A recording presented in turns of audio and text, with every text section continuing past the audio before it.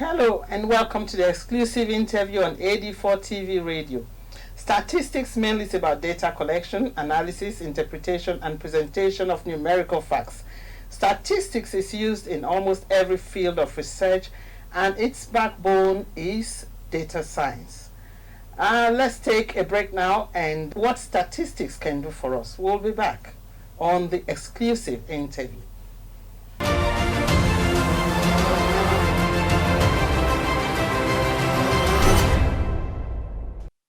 I'm still on the exclusive interview on AD4TV Radio, and we're talking about statistics and what it does for us. And since the Buhari administration, there has been a visible upbeat in policy implementation geared towards fast-tracking the country's economic recovery and growth. One of such important decisions was the recent closure of our borders, which is partly to check economic flight and boost local production. Joining us today on the exclusive interview is Chief William Otabil, the Chairman, Project Management Team by Niger. Welcome to the exclusive interview on AD4TV Radio. It's a great pleasure to be here. You can join the conversation at AD4TV Radio on Twitter, Facebook, and Instagram. Do send your comments and with a hashtag so we can read your comments right on the show. I am Moji Danisa. You're welcome, Chief. Yes, it's a great pleasure to be here, Moji. It is no longer news, and it seems that the government is no longer paying lip service to the fact that the country must be production-based. Yes, we have been a consumerism-based economy for a long time, consuming what we don't produce and importing virtually everything. So this new development is very, very welcome among other developments that have been happening recently concerning the Made in Nigeria focus. Because any nation that consumes what it does not produce is bound to derail.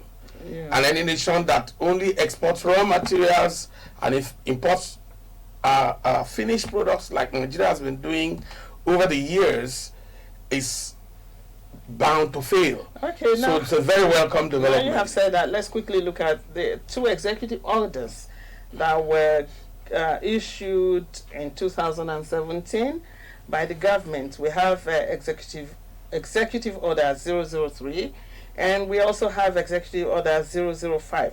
Both of these were to encourage or are to encourage local patronage of Nigerian manufacturers and service providers, and also to increase local content. How far have these been implemented, if at all they have been? Yeah, I must say that one of the greatest things that ever happened to this country are those two executive orders. It will be the first time when government is deliberately making moves and made a move through executive orders to encourage local manufacturers. The Executive Order 003 first came encouraging, mandating MDAs that 40% of their procurement has to be made in Nigeria, and more so, it has to come from local manufacturers, indigenous manufacturers. Then it was followed by the Executive Order 005 that has to do with services, consultancy, and all the rest. And I can say, though there is not much we can give as raw statistics at this time, but it had a very, very, very great impact. Because I must say, if we want to use Innocent, the automotive industry, and Innocent being our flagship as a benchmark, there was a ramping up of government patronage of Innocent vehicles. Because the military began to order plenty of Innocent vehicles, and the Innocent was also commissioned to produce some of the aircraft parts, Alpha jets and MiG jets. And I must say that it has been unprecedented in the history of this country. I think that from the practical things we've seen, I believe that Executive Order 003, though more could be done with Executive Order 005, I believe we are in the right trajectory. As you said, more can be done because we have seen that you mentioned innocence, the presidency, neither the legislature is patronizing innocence. Yes, I want to say that in those areas we want to encourage the executive and the legislature to put bite to this executive order. The kind of budgets that we have for vehicles in the executive and the legislature, if they could be directed towards local manufacturers, not only innocent, it will go a long way in not only creating jobs, but boosting our GDP and the contribution of the automotive subsector in our GDP. The humongous jobs, innocent alone is providing close to 7 to 8, 9,000 jobs for people. That's direct. How about the indirect jobs? The people who are within the supply chain matrix. So it will be very, very good for the economy if the executive and the legislature could deliberately, as they are deliberating on the 2020 budget, there has to be a concerted effort to patronize local manufacturers, not only on the automotive industry, but in other areas, furniture and fittings, food, beverages. It will be very embarrassing to go to a meeting and see them and see some people taking a Chinese sweet. It's very embarrassing. When we talk about statistics, it is you and I who form the basis on which statistic is built. If we do not, for example, buy Niger, as you see, on what is that the statistics going to look like? But having said that, let's look at your own research, because I know you talk a lot about job creation. Let's look at your own research and your data on production and job creation in Nigeria. What section would you say has improved the most? Well, first is agriculture and agribusiness, because that is the bulwark of the economy. The bulk of the economy, over 40-something%, are engaged in agriculture and agribusiness. Agric has improved tremendously in the past 10 years. And more so in the past 5 years. There has been a ramp up, and of course with this border closure you opened with, I think the rice manufacturer, the rice producers are smiling to the bank, though there are so many other gray areas as to bagging of imported rice in Nigerian bags, and some people, whatever it is, if they have to bag their imported rice in Nigerian bags, that means before we know it, if no imported rice are coming in, then the people who produce Nigerian bags will have to put Nigerian rice inside the Nigerian bag at the end of the day. Nigerians are very skeptical about this rice thing. Well, Nigerians, especially rice. Yeah, you see, the problem we have, they don't believe is that the local rice is better. Most of the rice that is imported have stayed in the warehouses for 10-15 years. They are virtually useless and chaff. But the made in Nigeria rice are fresh. But we have enough local production. No, nobody ever has enough local production. Local production has to be ramped up. The gap between the demand for rice and consumption is very high.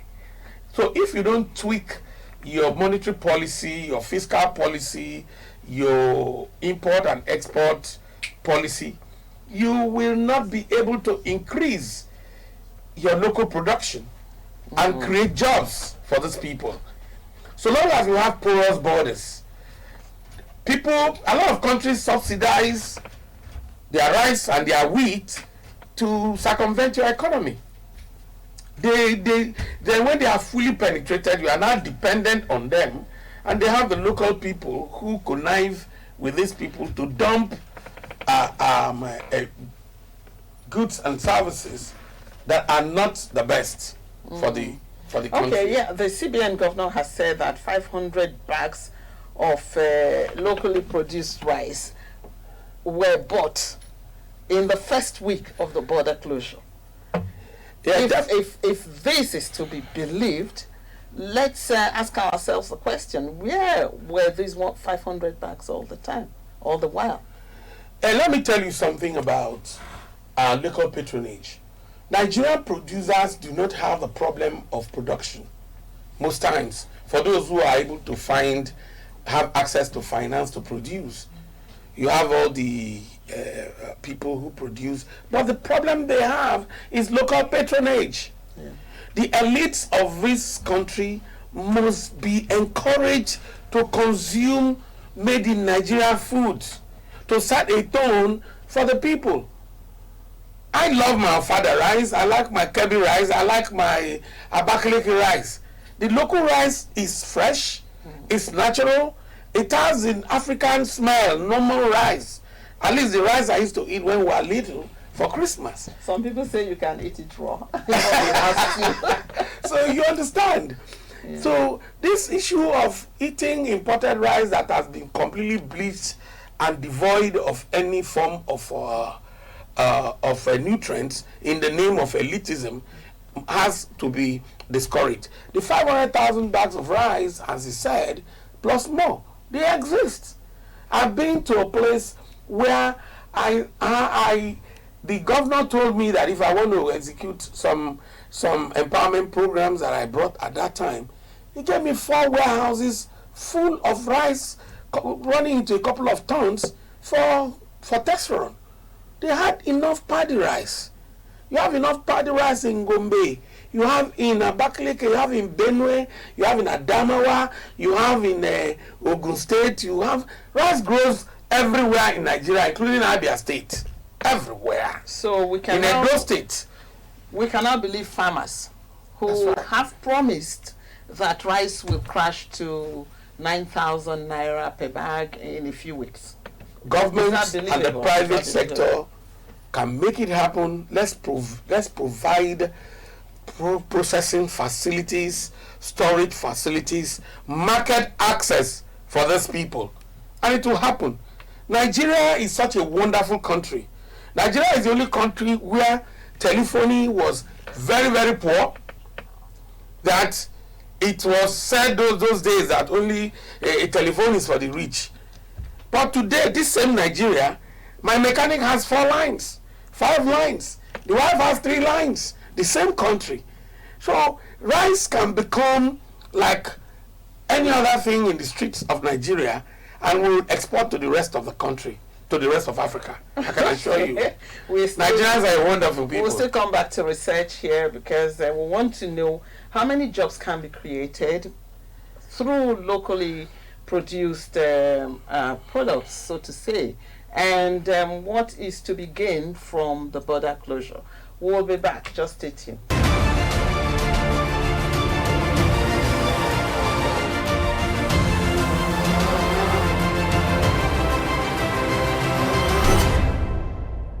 We know you have done a lot.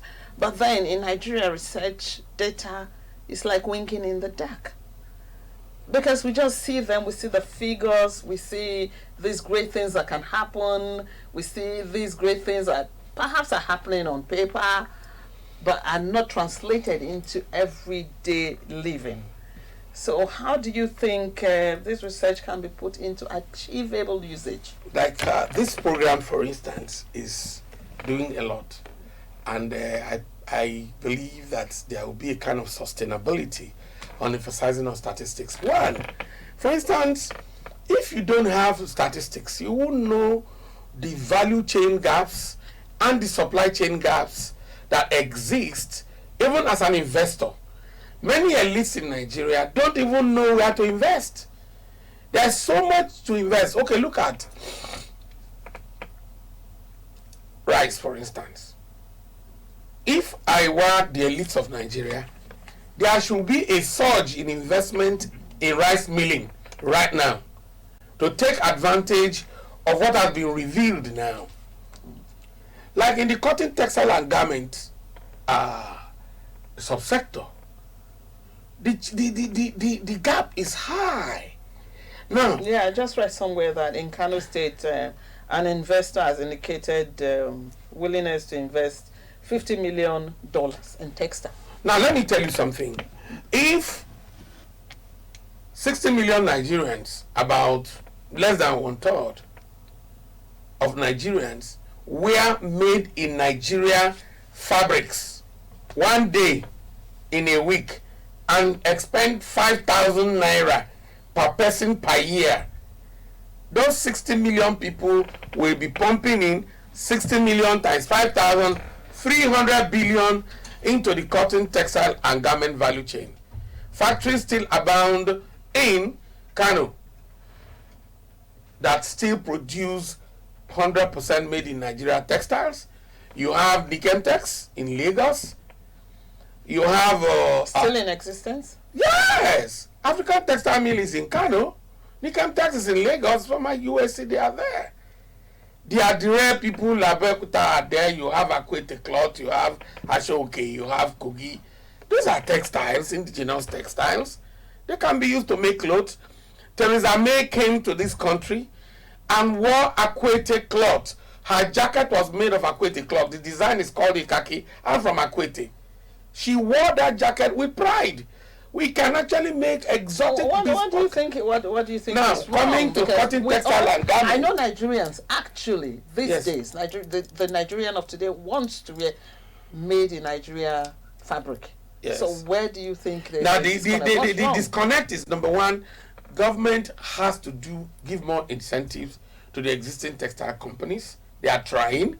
There's a fund in CBN for textile CTG resuscitation fund. It is there.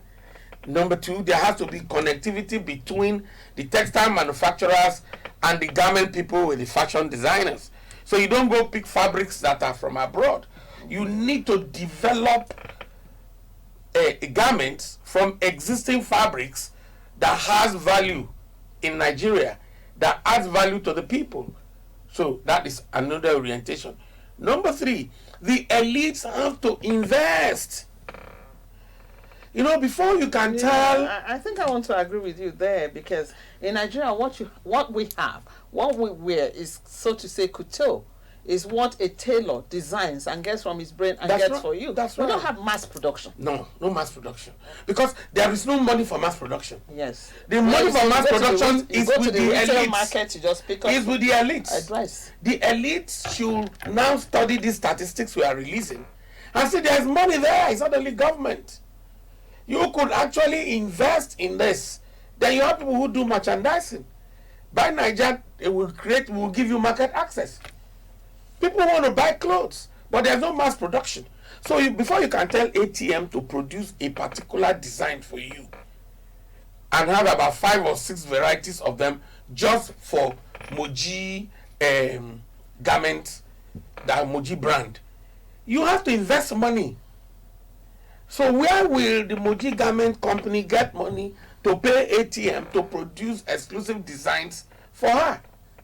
So that's where the issue is. But when you go to China, they mass produce different designs, so different designers take them and create without duplication. Nigerian designers actually go to China to Yeah, mass produce. that's right. So, but the point is that we need people to pump in capital for them. There is a need for reorientation of the elites to invest in Nigeria. Who does that? It's not only, we are doing it already. That's what we are doing on this show. We need to really encourage our people to invest in Nigeria, produce in Nigeria. Because if you don't invest, there's nothing for the people to buy. So for the people to buy, they must see what they want to buy. I must be of top quality. And Nigerian producers have really come of age within the context of the little money they have, the little opportunities they have. So we need to patronize, buy made in Nigeria, and above all, invest in Nigeria. Because there are so many people who can produce, but they have very low capacity. Because there is no injection of capital. And you can't say government. Government is not in the business of investing in people's business. So we are giving you statistics. Invest in rice milling, you will sell. Invest in textile production, you will sell. Invest in packaging, you will sell. of take from these young micro entrepreneurs, build more clusters where they share facilities. Investors can build industrial parks. What stops a senator from building a micro industrial park in his constituency? Nothing. By the time he expends 50 million to build a small micro industrial park, he doesn't need to spend 100 million for elections. He doesn't need that.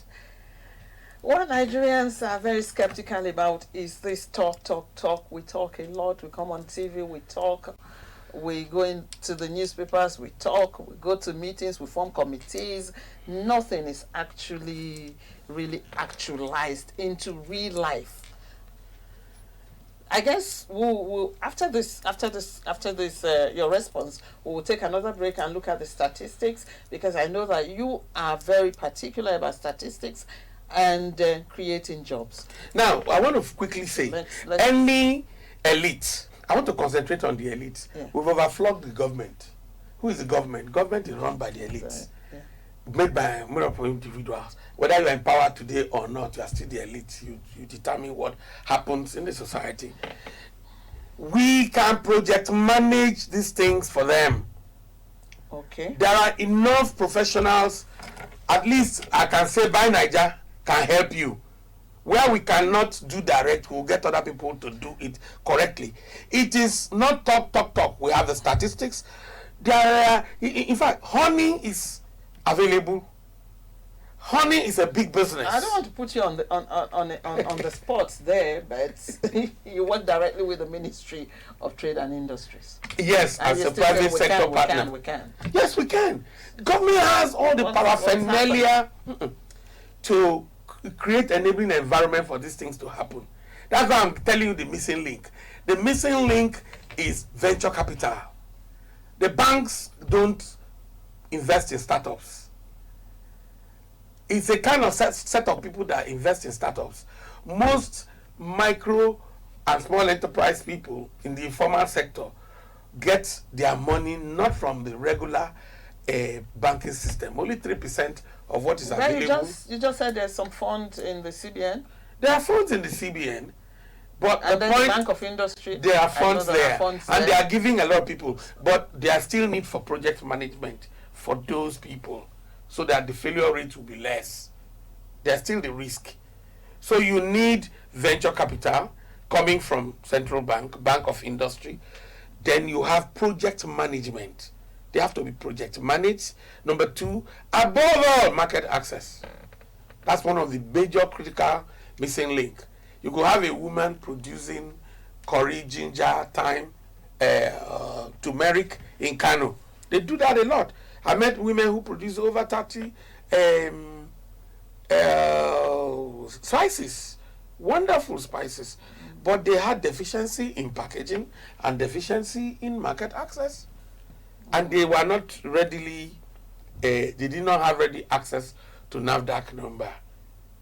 But since the time we did some training for them, they've been improving.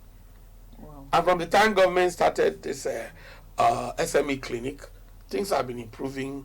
But I keep on saying the Nigerian elite, whether you are from Kano, whether you are from Lagos, whether you are from Yobe, whether you are from Akwa Ibom, you have a role to play. Nigerian elites have idle capacity. They have idle professional capacity. They have idle cash. They have idle money. Have you identified the so-called elite? Why would you tell me to identify elites? We know them. I mean, if you're going to project manage them.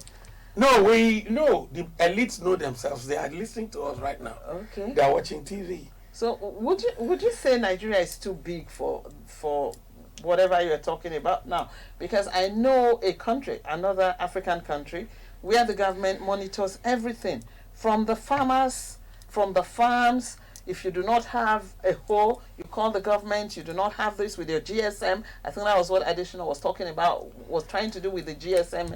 Yeah, it's good. But the point now is that we are talking from. Would you say Nigeria is too big for? No. I'm not saying that. And even the what I'm saying is that I want to talk off from the context of what exists now.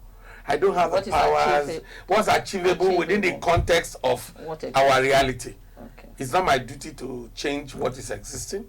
It's my duty to work around what can be achieved within the context of the structures in place, no matter how defective or how imperfect they are. I've learned to work with imperfect systems. So that to that extent, I will profile my solution within the context of those of that reality. So what we need, proper statistics, a proper strategy to move us from point A to the preferred point B. What are the management requisite management? I guess at this point yes. you're going to the triple helix. Yes, we'll talk about that. So I guess we'll take a break. We'll go for a break. Then when we come back, we'll talk about what Dr. Otaviel, Pastor Otaviel, refers to as the triple helix model. What is it? What is the triple helix, and how can it help the situation? We'll be back.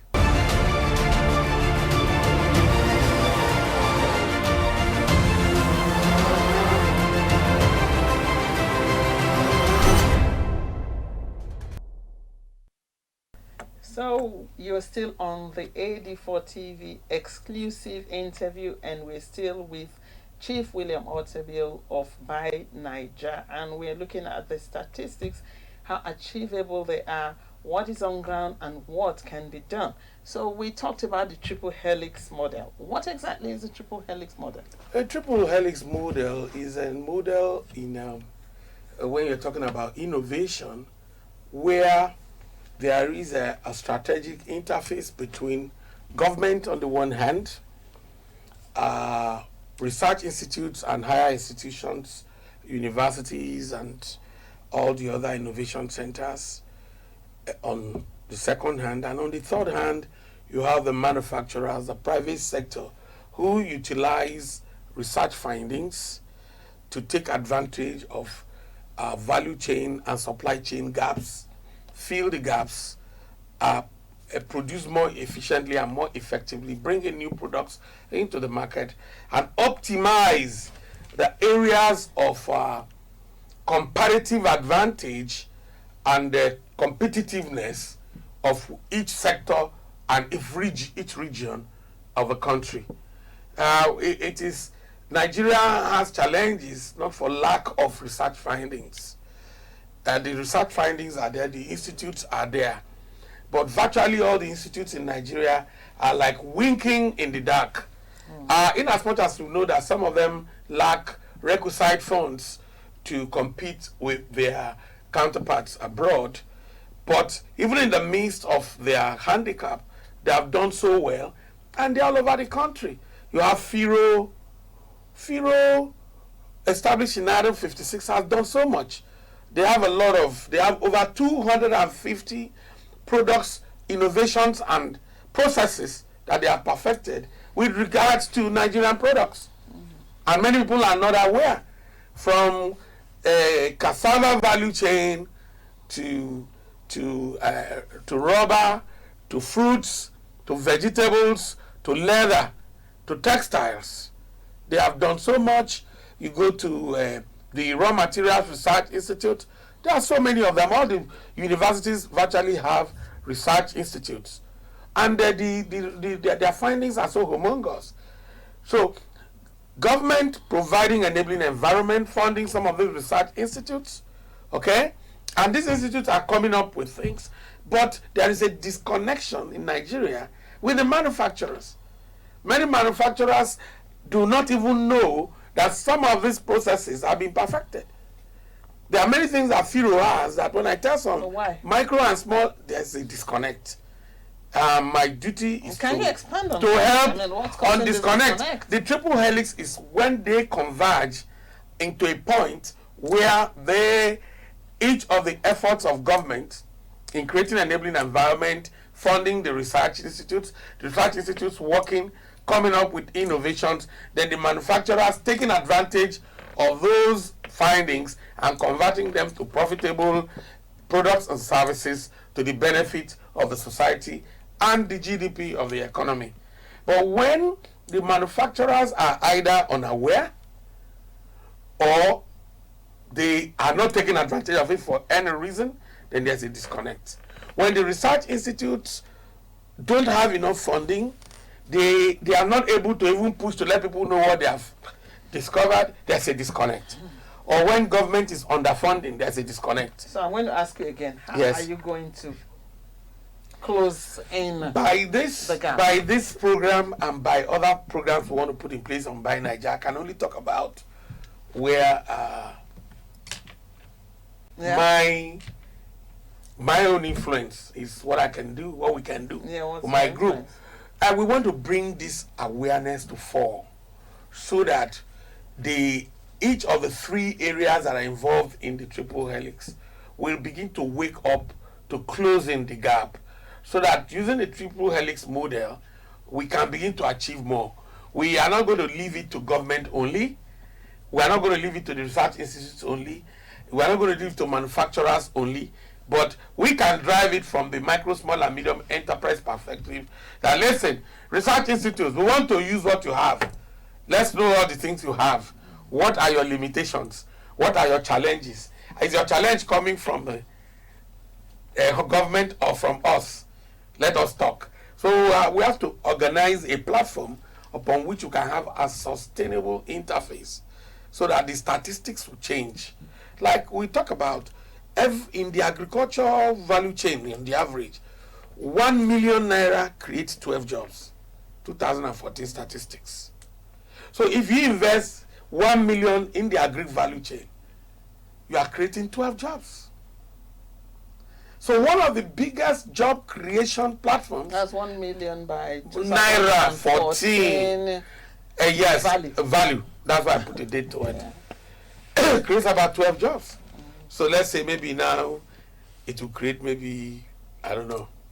But what I'm saying is that whether it is still creating 6 jobs, 8 jobs, 15 jobs, it's creating jobs. It's creating jobs. It's somewhere we can pump into, and you are sure of consumption. You are sure of exports.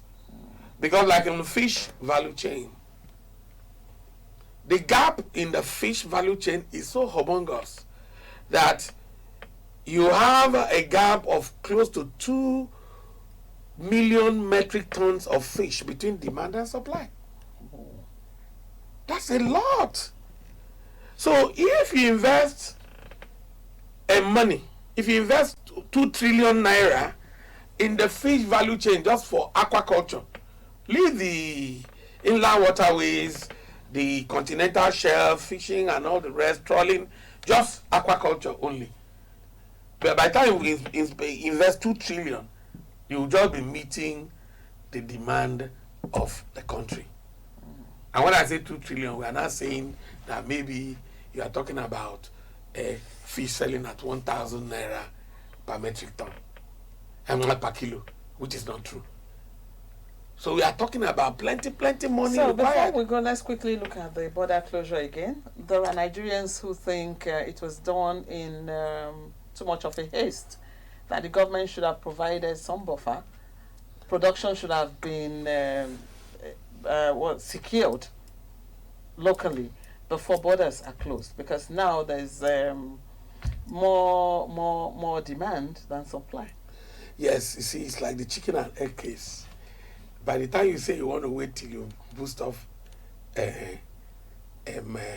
supply before you shut the border, some people will bring in so much rice that by the time you close the border for the next 5 years, they have imported rice in Nigeria. Nigerians are smart. I don't think it's simple demand and supply matter. There are other people who are not into smuggling but whose economy depend on free flow at the border. There are many micro enterprise people who cannot ship their goods to the neighboring countries. They have to go by road. Their goods are not worth more than 500,000. They cross the border to go and sell and come back. They can't go. I know those people. So those people who are not factored into the general closure. It's not everybody that can actually also import his legitimate goods through the ports, through the seaport. And Lagos seaport is already congested. Lagos is sinking. Apapa is sinking. So to that extent, I want to see that government has to be a little bit more creative and strategic about it, so that those who are vulnerable who are contributing genuinely to the growth, development, and the GDP of the economy are not shut out, especially the micro enterprise people, the informal sector people who are innocent. Like there are lots of people who take their cream, there are little things they make and they sell. Just like Alomo Bitters in Ghana brings their goods in here. They don't want to shift. But I don't believe that Casapreco will not pay duty.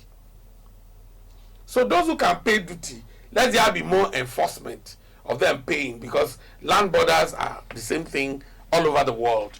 So to that extent, I want to encourage the government. It's good that they shut the border. At least my brothers and sisters in the rice value chain are smiling to the bank and everything. But we need to be a little bit more creative so that other vulnerable people don't get drowned in this laudable move by government. But overall, I want to say that the nation is marching forward, and if we get one or two things right, I believe that the Made in Nigeria reality will boost the economy greatly. Thank you so much. Thank you very much. I guess we'll take more statistics because we have a very long visual of the works you have done, of data that you have collated on this issue of Made in Nigeria production. Thank you very much for being on the show, the exclusive interview on AD4TV Radio. You can join the conversation at AD4TV Radio on Twitter, Facebook, and Instagram. We'll be back same time. You'll see us again very soon. Thank you for watching.